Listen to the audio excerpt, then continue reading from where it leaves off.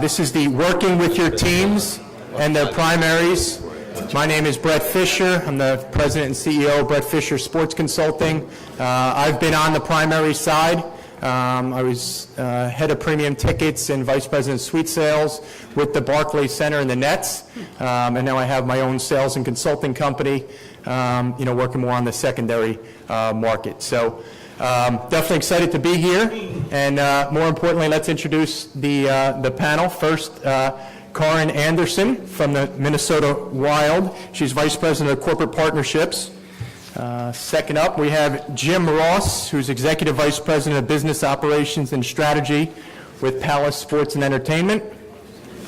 Next, we have Scott O'Connell, who is Director of Suite and Premium Seat Sales and Service for the Minnesota Twins baseball team. And Len Perna, President and CEO of Turnkey Sports and Entertainment. Nice ovation for Len. Before we get too into the rest of us, just Len. Well, you came from Minnesota, so he's got the home court advantage. But I'd like to have each of the panelists kind of talk a little bit about their background as well as their current role, and then we'll get into some of the questions. So, Karin? Sure.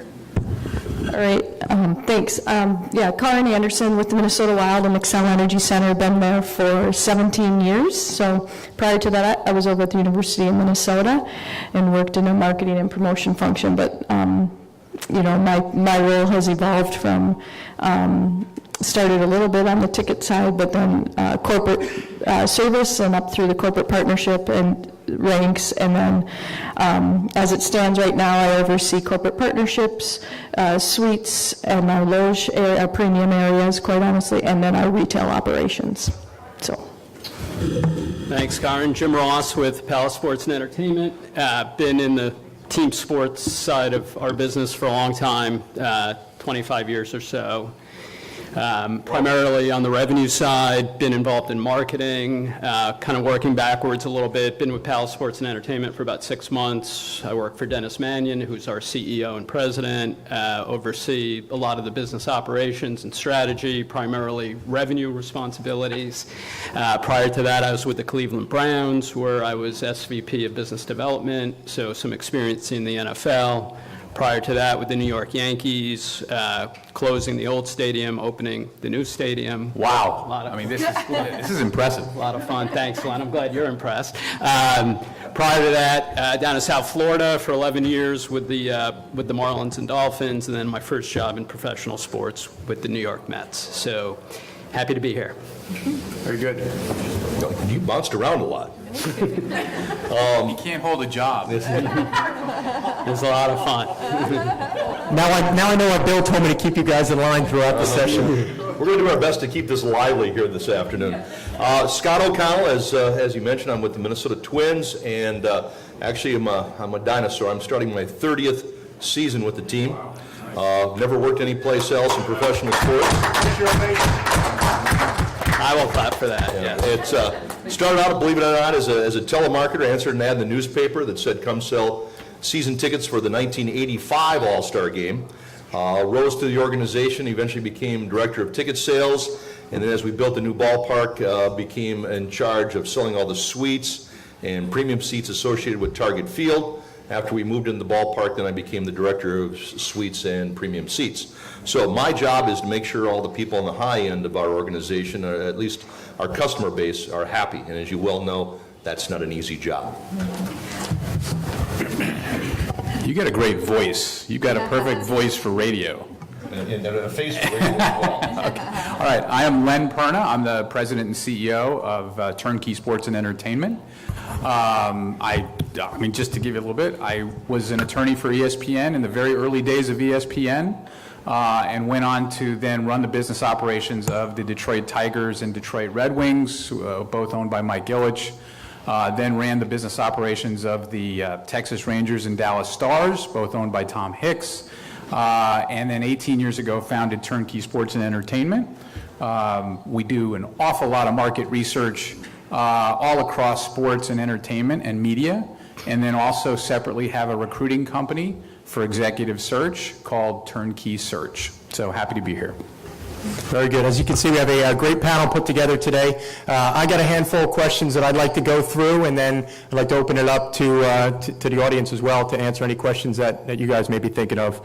Anyone can jump in and answer these. The first would be, what types of incentives are your teams currently offering to your buyers and prospects to get them from a maybe to we want to get on board with your team?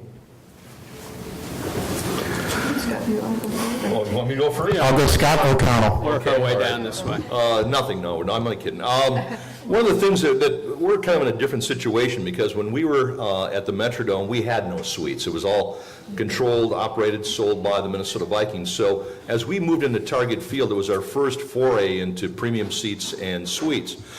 We just finished our 4th season at Target Field, and we had a number of suites that expired at the end of last year. Of course, this year, 2014, we're hosting the Major League Baseball All-Star Game, which was a great caveat, a great incentive for people to renew.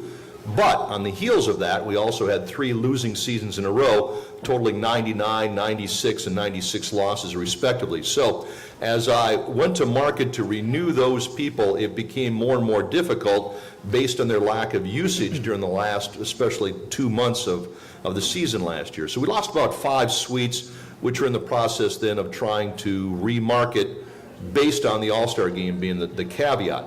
And one of the things that we were pretty successful with going into this off-season was not including things like food and beverage components and additional scenarios of gifts and trips. But what we did was we incentivized people by giving them more tickets in their suite.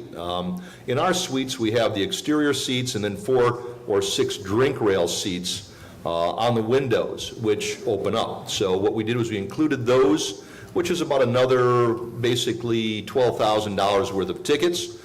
Secondly, we worked with 3M, a local corporation in town, that is putting together a really substantial branding program.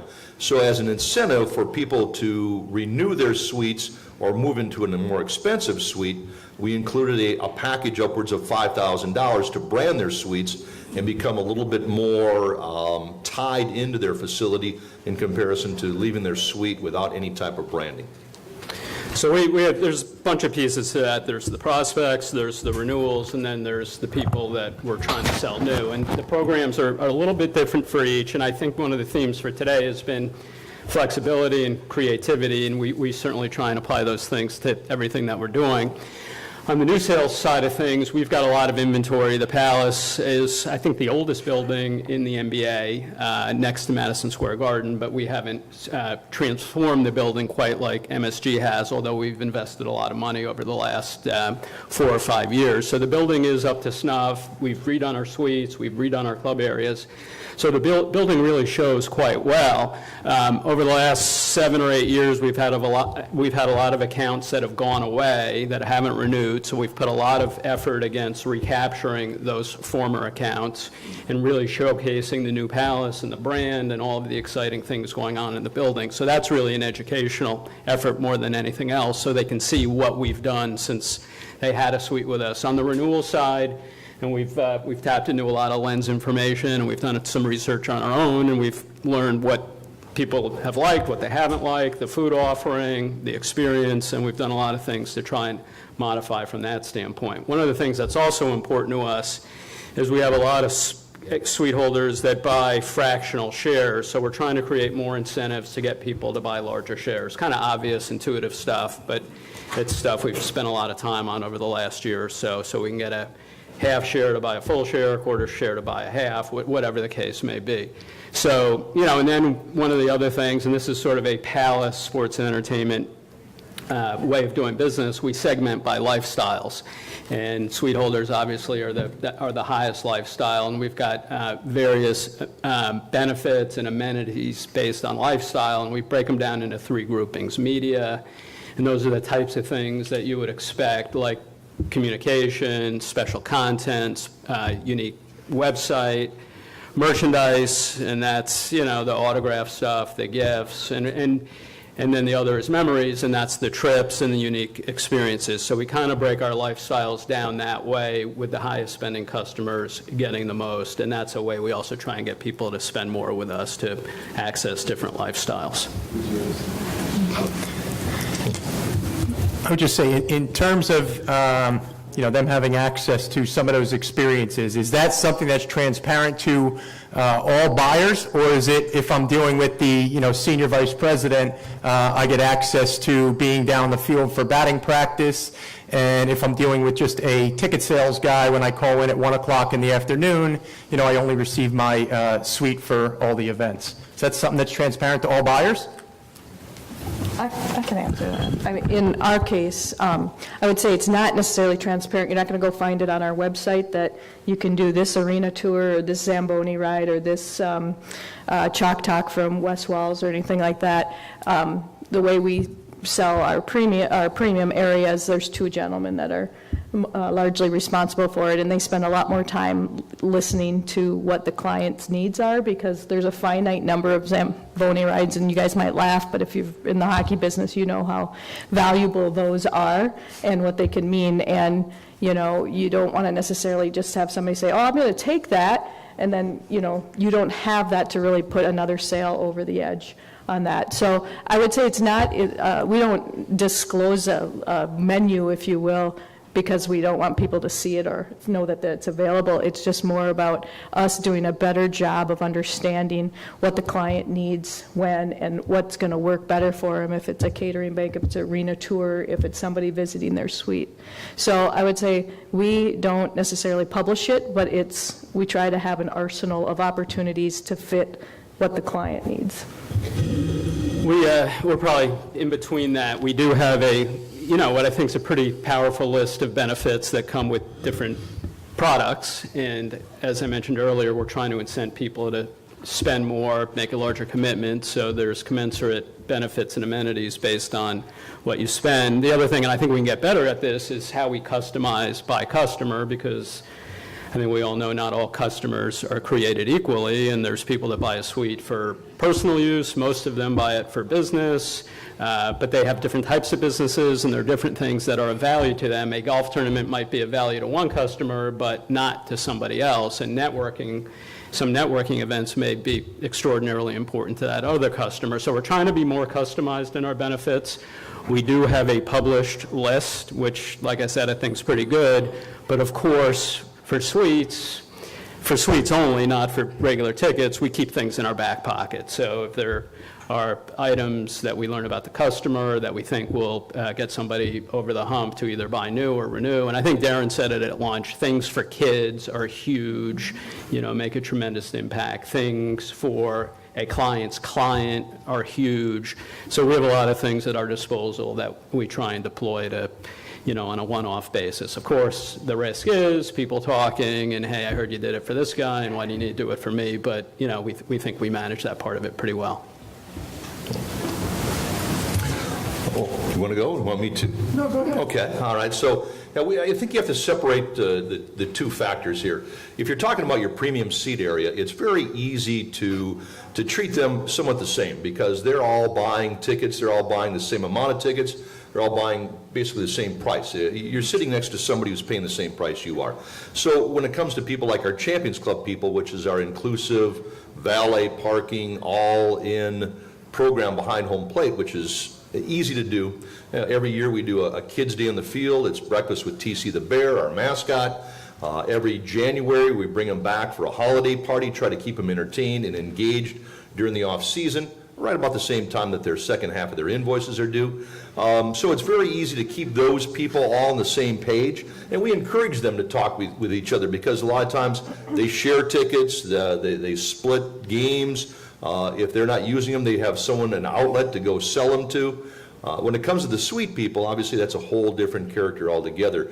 The last thing you want to do is have suite people talk to suite people, because all of a sudden those two full suites becomes, hey, you know what, we can't really use all 81 games, neither can you. Now instead of two full suites, I've got one full suite and they each have a half. And that easily happens on a regular basis when you have suite people dealing with other suite people. Keep them separate.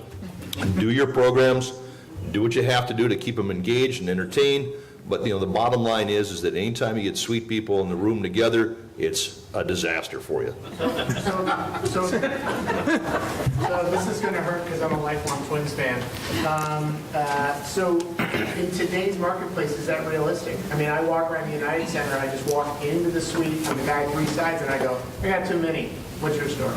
Yeah, you can't stop it from happening, but you don't give them the vehicle to make it happen. You don't have cocktail parties. You don't do things that are going to, during the off-season, give the CEO of one corporation the opportunity to consolidate with another one.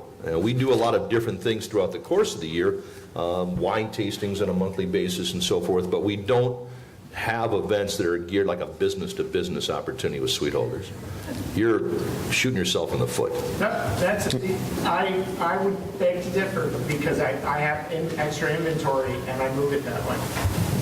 That I can't get rid of otherwise in venues that I don't have. See, I don't have much inventory to offer right And now. that's why you're in the driver's seat then. I would say. Yes, but that's not going to keep going after the All-Star season. Right, there's a club in Florida that I have tickets to that I would argue that is a much different situation. So I would say there's no one right answer for any facility or any particular market. We do research at most of the facilities across North America and across all the sports. And I think what we found is that there's no one-size-fits-all. There's no question that the more someone is investing in one of these premium products, the more special the benefits need to be. I mean, we found that. Whether or not it's a driver for retention, I think is the jury's still out on that. But I'd be curious as to how much research is being done. What we found is that properties, stadiums, arenas, they tend to have blinders on a little bit in terms of they'll look at what's going on within their current sport. They don't necessarily look at what are theaters doing, what are other venue types doing. I mean, one thing is we do a lot of that at Turnkey. I know Venues Today also does cover a lot of the other parts of the industry, and so, I recommend, no one-size-fits-all. Look and see at what other parts of the industry are doing, because I think there's a lot of good learnings from that. So Venues Today, definitely.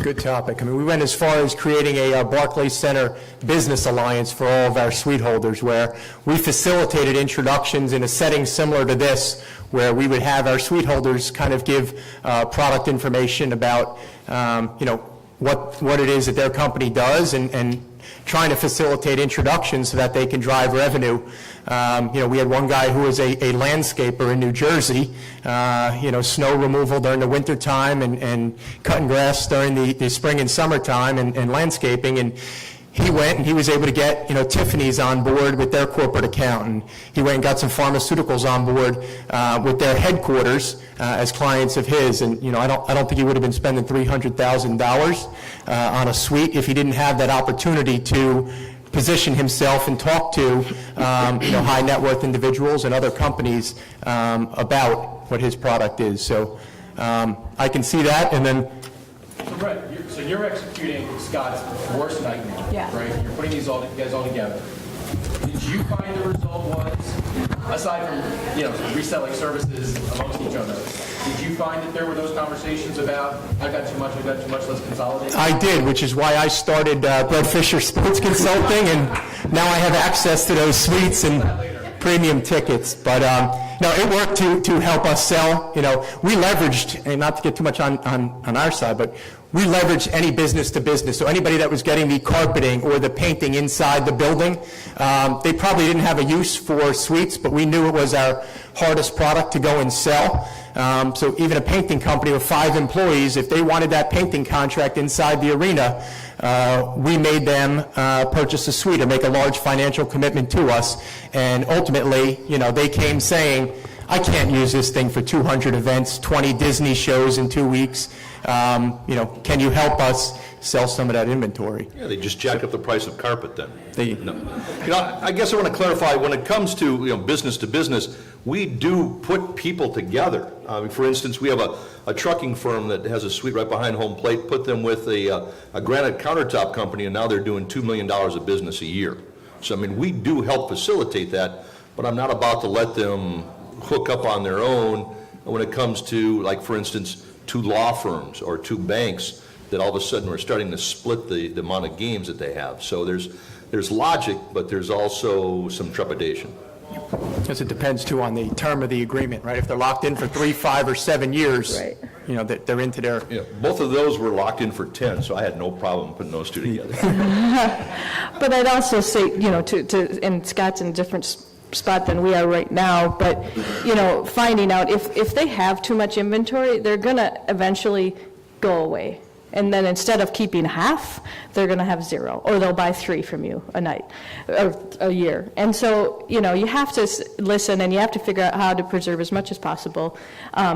We will put them together. We also offer a resale program for them. So we have certain clients that turn in as many suites as we can resell for them. Now, we don't resell until we're sold out ourselves, but it is an option for them. They get 70% back, and has worked really well as a bridge between having them merge with other folks or go away completely. So I'd say you got to find that happy medium where they want to meet the other people and not and just, you know, walk forward knowing that if at the end of the day, if you can save and not have 2 people walk away and have 1 out of it, you're doing okay. Well, you know, I think that's always the goal when you've got the 2 suite holders who are in that same position, to marry them together and get them with each other. But what you don't want to have happen is you don't want that half suite holder who's about to go away marry up with somebody who's already got a full season and is not, you know, is going to be blindsided. You'll lose people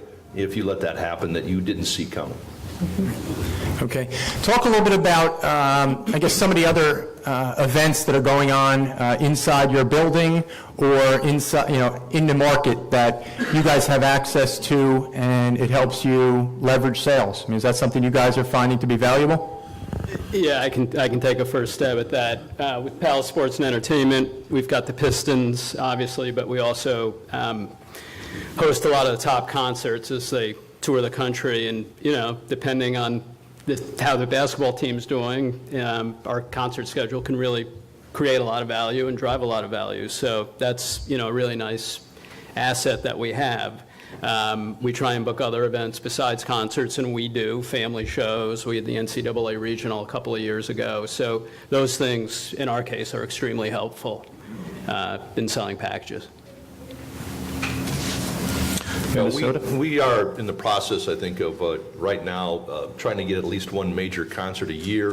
And then we've got what we call our Skyline Suite concerts, which is about 7,000 people. This year we've got Paul McCartney coming in on August 2nd. And what we do for suite holders is we obviously give them their opportunity to have their suite, but we also give them first crack at any additional tickets on a pre-sale that we prioritize by suite holders and then premium seat people and then the general season ticket holders. So we always like to make sure that they get first crack at any type of additional inventory before the public does. Glenn, with some of the research and surveys and things like that you guys do, is this a topic? What are some of the things that are drivers to make people buy and renew? You know, I'll tell you what, there's a dearth of information and research that you can compare across all the different markets and all the different sports. So we do research for, 150 clients, but they're all doing it in their own way.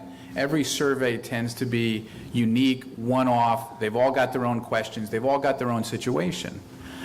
And I think it's a real problem in our industry. And one of the things that we're now going to be launching at Turnkey is something called the Turnkey Research Network. The idea behind the network is that any building or team or any other kind of venue that has suite holders or club seat holders can run a templated survey.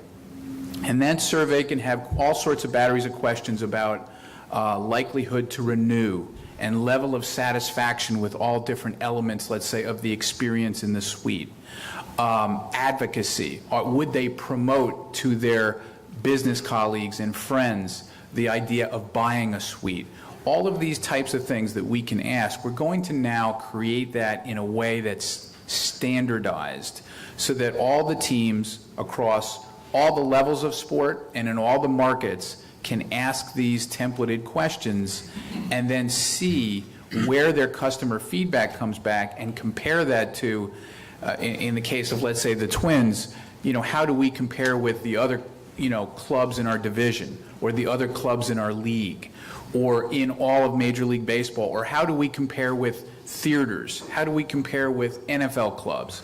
So that's one of the things that the industry really needs. They haven't had it up till now, but within the next 2 years, I'll be able to come in and talk about, real benchmarkable, comparable information for customer feedback on all these types of premium seed products.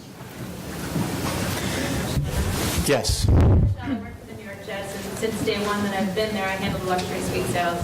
And I've always thought that we should do a survey to find out a little bit more about our client base. Do you have any statistics on teams that have utilized your services and how that directly correlates to renewals or retention or new sales? I mean, we have a ton of statistics, and as a matter of fact, I think you guys use our survey software and you use our research services. Right, not on the suite side, but obviously you have the ability to execute a survey on that software for your suites, for your club seats, for your ticket holders, and for any part of your business.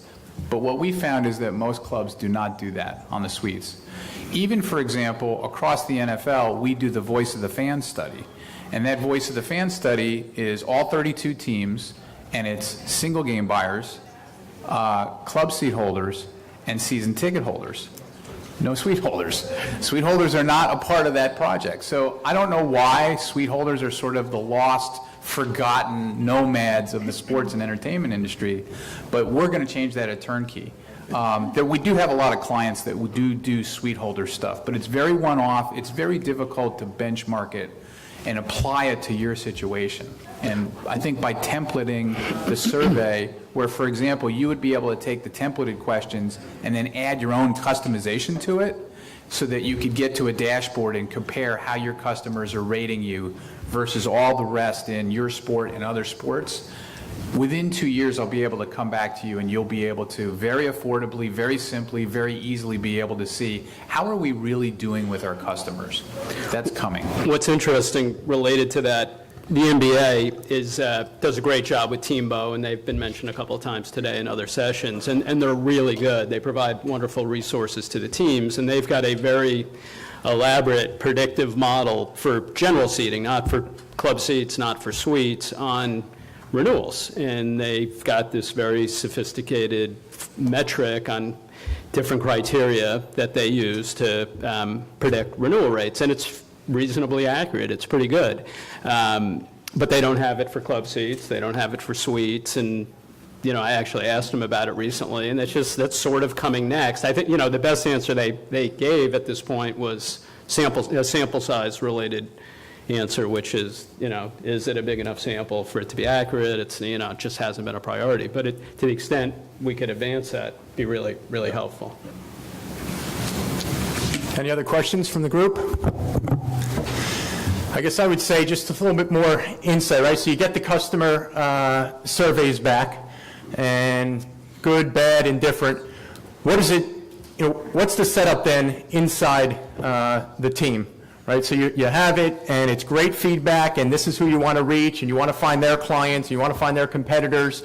So you have all this information. What's the process inside the team, from a marketing and then a sales standpoint? At the Palace, we have done some research over the last year or so, but it's very specific on certain items, and they've been more sort of operational and F&B related. And so once we got that information back, it was fairly obvious what the next steps would be, and it would be to meet with our concession partner, Levy, and there were some parking issues and some other operational issues. That's the extent of the research so far at the Palace. Nothing really related to sales and marketing. We do have a data and analytics group that's very helpful in terms of targeting customers, targeting profiles, kind of lookalikes on who our current suite holders are, and how we find more of them, obviously. But the research has been really specific to certain kind of tactical issues. I mean, I'd like to actually answer that because I think it's in some ways a little bit unfair to ask executives at the team to know exactly what to do with research. So I would break research into 3 different components. I think there's, first of all, research to show, which is maybe research to show to a partner. Research to know, and I think that breaks into 2 different components. Tracker studies, where you're just trying to get the temperature across time and see how are we doing versus last year. So those are trackers. And then there's really sort of in-depth, what I would call custom research, which is to get at problems that have been uncovered either in research to show or trackers. And that in-depth research, I think the onus is on the research firm. If you're working with the right firm that has expertise in operations, they need to lead that discussion. They're the ones that are into the data. Somebody like Jim and Jim's team isn't going to have the experience of diving into data and really trying to pull out the nuggets of wisdom that you can use to make policy and operational decisions. So I would say the onus is definitely on your research firm to do that. I know at Turnkey, that's what we do, that's what we pride ourselves on, and I think that's the difference between, a really outstanding research firm and just somebody who's, providing you data. Well, certainly when it comes to research, I mean, for us, it doesn't do us, the Minnesota Twins, a lot of good to be finding out what the process is for the Nationals or the Tigers or the Royals. Where we're comparing ourselves is to the Wild. I mean, we need to find out where we are in our marketplace. We have a unique situation. We've got all 4 major sports teams and a collegiate University of Minnesota, all based 10 miles from each other in Twin Cities. So we're in competition with each other. My biggest competition for suite sales is sitting 2 seats away from me. And soon, as the Minnesota Vikings are now coming online with their new stadium, they're going to be right there with us. Right now, we see the Minnesota Timberwolves going through a remodeling in their facilities. And of course, the University of Minnesota has come online with a new football stadium in the last couple of years. So for us, we need to know what we're providing in our marketplace and how that compares to the other teams, what we need to do to stay competitive in the Twin Cities, not in comparison to where we are in comparison to other teams in our league. That's the valuable information we need from you, Len. Yep, absolutely. And that's actually where the network is headed within about 2 years. In order to have that, each of the sports needs to be involved, and each of the teams in Minnesota, for example, would need to be involved. And then the one thing we have to get all the teams to realize is that no one gets to see the Twins data. No one gets to see the Vikings data. But what the Twins get to see is a local market average, so they can compare themselves against an average of the other teams. And I think we might throw the University of Minnesota in there and others, so that they get the average of their marketplace. That's when the network, I think, has really reached its optimum performance, and that will be probably 18 months to 2 years down the road. Yeah, I'm about another year away from offering Zamboni rides at Target Field. I guess my final question. You can, eh? Yes. In conclusion, definitely some great benefits for corporations to buy from the primaries, buying from the teams. Why don't you tell a little bit about an experience, whether it was with a season ticket holder, a suite holder, a sponsor, with their family or with a client, kind of the coolest thing you were able to deliver on behalf of your team. That wasn't on my sheet, was it? I think we're going in alphabetical order. Yeah, I mean, there are a lot of cool experiences that we've been able to provide over the years, and I think you hit on a key point, and the timing is kind of coincidental coming off of the last session, which was primarily on the secondary market. That's one way that us team folks can differentiate ourselves with these kinds of things. Right. The secondary market folks obviously can't do the kinds of things that we can do from an experiential standpoint. So, the thing that usually has the biggest impact, we talked about kids, doing something for somebody's kids, and team travel, flying on the team plane is usually the biggest bang for the buck. Doesn't cost a lot of money, but it's something that people can't buy and can't access. And different places I've worked, that's been more accessible than other places, but to the extent you can do that, that to me is probably the most valuable way to connect and develop relationships and provide value. very much like Jim said, all those experiences we have 10-year suite holders that get a trip every year, not on the team plane, but we do an organized trip, and now those folks have become such friends and such, like, they can't imagine not getting to go. They would renew, I would venture to bet we could almost get them to renew just based on the fact they get to go on this trip.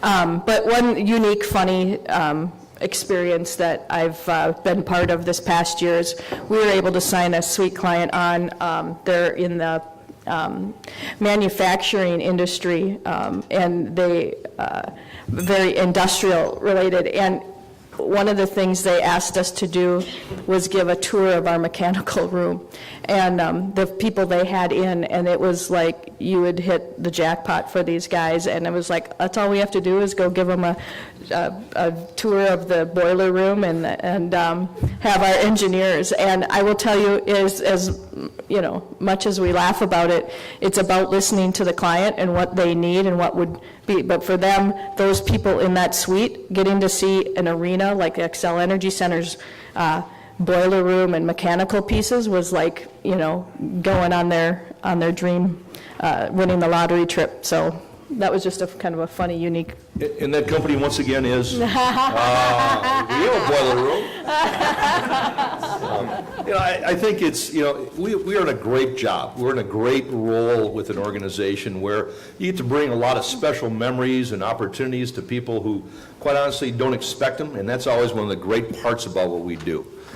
It's more rewarding to take somebody who's maybe in a wheelchair and put them in the front row right behind home plate for a game, an experience they'll never get ever again, and those are the kind of things that makes it fun. But I've got a season ticket holder who recently, his daughter turned 15. He came at me with a really crazy request. He asked that I take this all-star game electric guitar and get Joe Mauer to sign it. He thought that was really be cool for her birthday, and I said, okay, let me see what I can get done, and I brought it into the clubhouse. The entire team signed it and brought it back to him, and he couldn't have been happier. His daughter is still playing that guitar, even though it's signed by everybody. He said, it's for you to play, it's not for you to hang on the wall. So that's something I think I kind of caught him off guard. That's fun. Very cool. All right, this past weekend, I will tell you my cool story. So I went to see the Sugarland Skeeters minor league baseball team play against the Somerset Patriots in New Jersey, and Tracy McGrady is now a relief pitcher for the Sugarland Skeeters. And unfortunately, I didn't get to meet him, but the head coach is Gary Gaetti, nicknamed the Rat. The Rat. World Series champion with the Twins, and I did get Gary Gaetti to sign a baseball for my kid. So. Very cool. Interestingly enough, his son married Dan Gladden, our left fielder from the '87 World Series. They got married about a year ago. So we got his son? His son married Dan Gladden's daughter. That was a clarification. Very cool. Love the Twins. All right. Well, just want to thank everybody. Special thanks to Karin and Jim and Scott and Len. Did a great job.